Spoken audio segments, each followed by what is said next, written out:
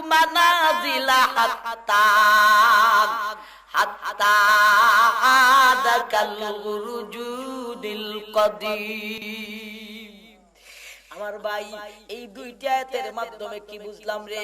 সূর্য কোথা থেকে অস্ত, আবার অস্ত থেকে উদয়, 24টি ঘন্টার ভিতরে একটা সেকেন্ড সময় নেই রে একটা গুনাহ করার জন্য। চন্দ্র সূর্যের সারা জীবনে একটা গুনাহও নেই, এরপরে তারে ভাঙ্গিয়া দুদকে দিব কেন? এ আমার দারাগাঁও এলাকার ভাই, বলুন প্রশ্ন জাগেনি না জাগে না? এই প্রশ্নের উত্তর দিয়েছেন পৃথিবীর বুকে একদল মানুষ, এরা সূর্যের পূজা করে। আপনারা কি বলেন, আছে না নাই?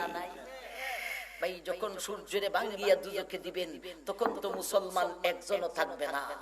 আর এখনের যুগে পৃথিবীর বুকে সূর্যের পূজক আছে না নাই? মুসলমান থেকে সংখ্যায় কম না বেশি? আরো বেশি। আদি যুগেও সূর্যের পূজক ছিল না ছিল না?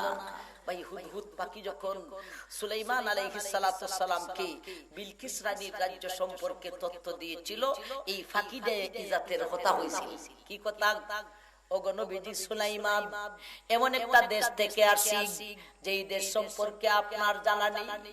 দেশটার নাম মাআরিব, চতুর্দিকে বাউন্ডারি, মাঠ ভরা ফসল, বাগান ভরা ফল। নবীজি সুলাইমান, ওই দেশে কোন জিনিসেরই অভাব নেই।